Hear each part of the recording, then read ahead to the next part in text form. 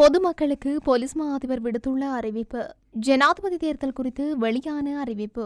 ஜனாதிபதி வேட்பாளராக Donald Trump அதிகாரப்பூர்வமாக தெரிவு.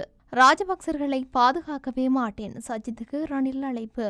வைத்தியர் அர்ச்சுனாவிற்கு கனடாவிலிருந்து வந்த முக்கிய செய்தி.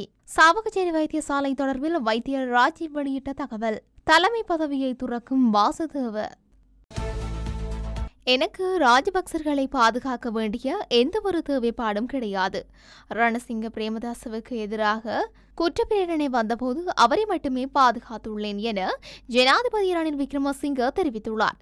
கண்டியில் நடைபெற்ற கூட்டம் ஒன்றில் கலந்து கொண்டு உரையாற்றுகையிலேயே அவர் மேற்கொண்டவாறு கூறியுள்ளார். இது தொடர்பில் அவர் மேலும் தெரிவித்ததாவது: கட்சியை விட தாய் நாடுதான் எனக்கு முக்கியம். தாய் நாட்டை நேசித்து விட்டுத்தான் நாம் கட்சியை நேசிப்போம். ஐக்கிய தேசிய கட்சியின் தலைவர்கள் இந்த கொள்கையின் அடிப்படையில் தான் செயல்பட்டுள்ளனர். நம்பிக்கையின் அடிப்படையில் தான் சவாலை நான் பொறுப்பேற்றேன். அதற்கு மொட்டு கட்சியிலும் ஆதரவு வழங்கியது. அந்த கட்சியின் ஆதரவு இருந்தால்தான் வேலை திட்டங்களை முன்னெடுக்க முடிந்தது. மொட்டு கட்சியிலிருந்து ஒரு பிரிவினர் பிரிந்து சென்றனர். மகிந்த பக்கம் பெரும்பான்மை இருந்தது. பிடிஎஸ் அணியினர் நல்லவர்களாம், ராஜபக்சர்கள் கெட்டவர்களாம். ராஜபக்சவர்கள் கெட்டவர்கள் எனில் பீரிஸ் தரப்பினரும் கெட்டவர்கள்தான். எனக்கு ராஜபக்சர்களை பாதுகாக்க வேண்டிய தேவைப்பாடு கிடையாது. ரணசிங்க பிரேமதாசவை மட்டுமே நான் பாதுகாத்துள்ளேன். கட்சியில் குற்றப்பிரேரணை வந்தபோது அவருக்கு ஆதரவாக நானே முன்னின்றேன். வேறு எவரையும் நான் பாதுகாத்தது கிடையாது. எனவே நாட்டை பாதுகாக்க முன்வருமாறு ஐக்கிய தேசிய கட்சியினருக்கு அழைப்பு விடுக்கின்றேன். அதேபோல் தடை செய்யப்பட்டுள்ள ஐக்கிய தேசிய கட்சியின் அங்கத்துவத்தை சஜித்துக்கும் வழங்க தயார். ஆகவே நாட்டை கட்டியெழுப்பும் பயணத்தில் இணையுமாறு அழைக்கின்றேன் என குறிப்பிட்டுள்ளார். சாவகச்சேரி வைத்தியசாலையில் இடம்பெற்ற பிரச்சினைக்கு முன்னர் வைத்தியர் அர்ச்சுனாவை அங்கு பலர் பார்த்திருக்க மாட்டார்கள். அங்கு நடந்த பிரச்சினைகளின் உண்மைத்தன்மையை வெளிப்படையாக மக்களுக்கு அவர் கூறியதன் பின்னர்தான் மக்களிடம் அவருக்கு அதிக செல்வாக்கு உண்டானது என்று பிரித்தானியாவில் இருக்கும் இராணுவ ஆய்வாளர் ஆரூஸ் தெரிவித்துள்ளார். மேலும் உண்மைகளுக்கு எப்போதுமே மக்களிடத்தில் வரவேற்பு இருக்கும் என்றும் அவர் கூறினார். ஊடகம் ஒன்றுக்கு கருத்து தெரிவிக்கும் போதே அவர் இவ்வாறு தெரிவித்திருக்கின்றார். இதேவேளை சாவகச்சேரி வைத்தியசாலையில் இருக்கும் இப்படியான பிரச்சினைகள் பொதுமக்களின் பார்வைக்கு இதுவரை வெளிப்படாமை தொடர்பிலும் இராணுவ ஆய்வாளர் ஆரோஸ் கேள்வி எழுப்பினார். அத்தோடு வைத்தியர் அர்ச்சுனாவுக்கு கனடாவில் இருந்து வந்த செய்தி தொடர்பிலும் இதன்போது தெளிவுபடுத்தப்பட்டது. சாவகச்சேரி ஆதார வைத்தியசாலையின் பணிகள் வழமை போல் சுமூகமாக நடைபெற்று வருவதாக வைத்தியசாலையின் புதிய பதில் வைத்திய அத்தியட்சகர் வைத்தியர் கோபாலமூர்த்தி ராஜீவ் தெரிவித்துள்ளார். வைத்தியசாலையின் இன்றைய நிலவரம் தொடர்பில் ஊடகவியலாளர் எழுப்பிய கேள்விக்கு பதிலளிக்கும் போதே அவர் மேற்கொண்டவாறு கூறியுள்ளார். அவர் மேலும் தெரிவிக்கையில், வைத்தியர் அர்ச்சுனா நேற்று காலை அலுவலகத்துக்கு வருகை தந்து தன்னுடைய காலப்பகுதியில் ஏற்கனவே இருந்த அரச கடிதங்களை பார்வையிட்டு கையொப்பத்தை பதிவிட்டிருந்தார்.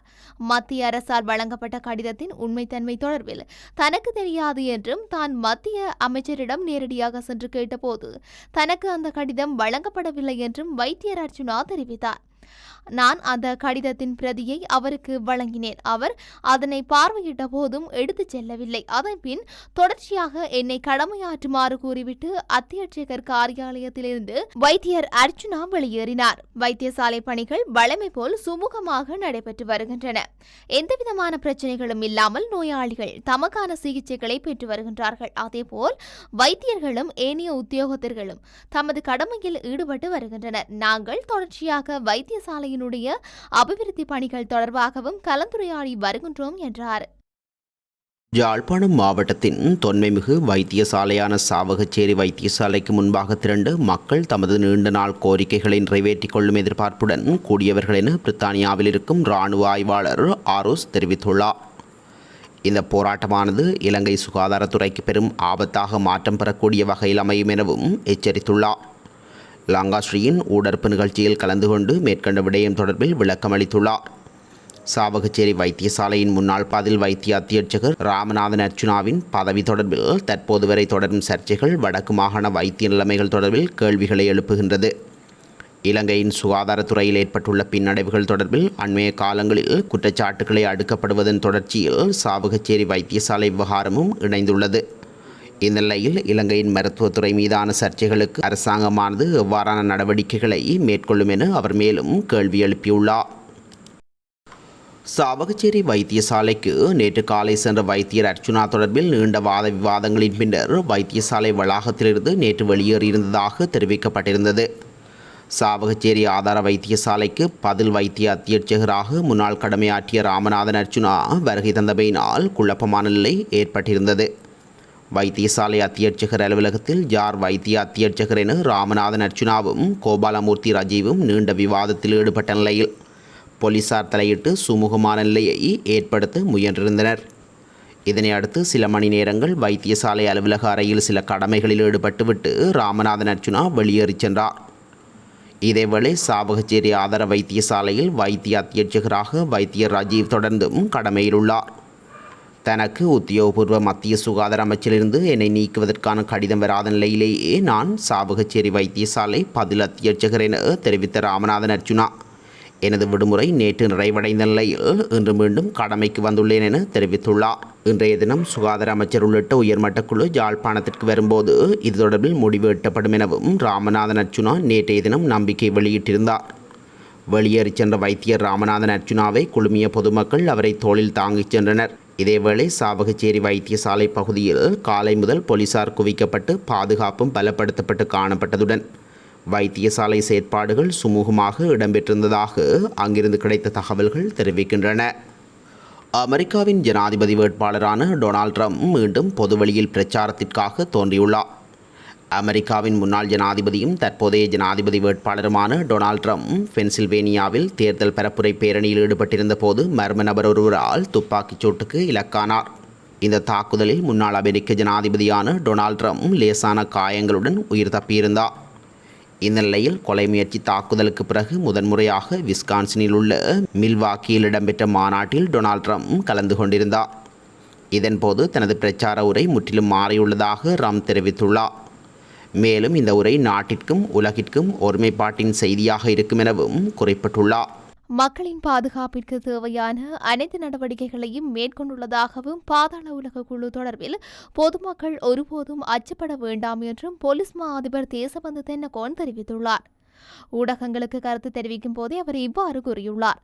இது தொடர்பில் மேலும் கூறுகையில், சமூகத்தில் இருந்து ஒழுங்கமைக்கப்பட்ட குற்ற செயல்களை செய்யும் கும்பல்களை இல்லாதொழிக்கும் செயற்பாடுகள் மிகச்சிறந்த திட்டத்தின் கீழ் மேற்கொள்ளப்படுகின்றன. அண்மைய சம்பவங்கள் தொடர்பில் போலீசார் செயல்பட்டு வருவதுடன் 4-3 பாதாள உலக குழுக்கள் கட்டுப்படுத்தப்பட்டுள்ளன. கடந்த 2.5 மாதங்களில் எவ்வித அசம்பாவிதங்களும் இடம்பெறவில்லை. கடந்த 3-4 மாதங்களில் 800க்கும் மேற்பட்ட பாதாள உலக உறுப்பினர்கள் கைது செய்யப்பட்டுள்ளனர். வெளிநாடுகளில் உள்ள குற்றவாளிகள் தொடர்பில் அவதானம் செலுத்தப்பட்டுள்ளதுடன் இது தொடர்பில் பொதுமக்கள் ஒருபோதும் அச்சப்பட வேண்டாம் என போலீஸ் மா அதிபர் தெரிவித்துள்ளார். ஜனாதிபதி தேர்தல் நடைபெறும் திகதி குறித்து இந்த மாத இறுதிக்குள் அறிவிக்கப்படும் என தேர்தல் ஆணைக்குழுவின் தலைவர் RM ரத்நாயக்க தெரிவித்துள்ளார். இன்று நள்ளிரவின் பின்னர் ஜனாதிபதி தேர்தல் நடைபெறும் திகதியை அறிவிக்கும் அதிகாரம் தேர்தல் ஆணைக்குழுவிற்கு கிடைக்கப்பெறும் என்பதும் குறிப்பிடத்தக்கது. இதேவேளை இன்றைய தினம் ஆணைக்குழுவின் தலைவர் தலைமையில் தேர்தல் ஆணைக்குழுவில் விசேட ஊடக சந்திப்பு ஏற்பாடு செய்யப்பட்டுள்ளது. நிதி அமைச்சின் அதிகாரிகள் நாளைய தினம் தேர்தல் ஆணைக்குழுவிற்கு அழைக்கப்பட்டுள்ளனர். ஜனாதிபதி தேர்தலை நடத்துவதற்கான நடவடிக்கைகள் முன்னெடுக்கப்பட்டு வருவதாக தேர்தல் ஆணைக்குழுவின் தலைவர் தெரிவித்துள்ளார். அமெரிக்க ஜனாதிபதி தேர்தலுக்கான குடியரசுக் கட்சியின் ஜனாதிபதி வேட்பாளராக டொனால்ட் ட்ரம்ப் அதிகாரப்பூர்வமாக முன்மொழியப்பட்டுள்ளார். தேசிய மாநாட்டு பிரதிநிதிகளிடமிருந்து பெரும்பான்மையான வாக்குகளை பெற்றால் ஜனாதிபதி போட்டிக்கான அதிகாரப்பூர்வ வேட்பாளராக டொனால்ட் ட்ரம்ப் தெரிவு செய்யப்பட்டுள்ளார். இதேவேளை செனட் JD வான்ஸ் துணை ஜனாதிபதி தேர்தலில் போட்டியிடுவதாக ட்ரம்ப் அறிவித்துள்ளார். அமெரிக்க ஜனாதிபதி தேர்தல் எதிர்வரும் நவம்பர் மாதம் நடைபெறவுள்ளதாக தெரிவிக்கப்பட்டுள்ளது. டொனால்ட் ட்ரம்ப் 2016 அமெரிக்க ஜனாதிபதி தேர்தலில் வெற்றி பெற்று 2020 ஜனாதிபதி ஜோ பைடனிடம் தோல்வியடைந்தார். மீண்டும் ஜனாதிபதி தேர்தலில் ஜோ பைடனை எதிர்த்து டொனால்ட் ட்ரம்ப் போட்டியிடவுள்ளமை குறிப்பிடத்தக்க விடயமாகும். ஜனநாயக இடதுசாரி முன்னணியின் தலைமை பதவியிலிருந்து வாசுதேவ நாணயக்கார தற்காலிகமாக விலகுவதாக அறிவிக்கப்பட்டுள்ளது. நோய்வாய்ப்பட்டுள்ள காரணத்தினால் தலைமை பொறுப்பிலிருந்து விலகுவதாக தெரிவிக்கப்படுகின்றது. கட்சியின் தலைமை பொறுப்பிற்கு தற்காலிகமாக முன்னாள் நாடாளுமன்ற உறுப்பினர் நிரோசன் பிரேமரட்ன நியமிக்கப்பட உள்ளார். நிரோசன் பிரேமரட்ன அதிகாரப்பூர்வமாக தலைமை பதவியில் அமர்த்தும் நிகழ்வு இன்றைய தினம் பத்திரமுள்ள பகுதியில் நடைபெறவுள்ளது. கட்சியின் பணிகளை சிறந்த முறையில் முன்னெடுக்க வேண்டியதன் காரணமாக முன்னாள் நாடாளுமன்ற உறுப்பினர் நிரோசன் பிரேமரட்னவை தலைமை பதவியில் அமர்த்துவதாக முன்னணி பிரதிநிதி செயலாளர் ஜேடிவி திலகஸ்ரீ தெரிவித்துள்ளார். குறிப்பாக கட்சியின் தலைவர் வாசுதேவ நாணயக்கார நோய்வாய்ப்பட்டுள்ள காரணத்தினால் இந்த தீர்மானம் எடுக்கப்பட்டுள்ளதாக குறிப்பிடப்பட்டுள்ளது.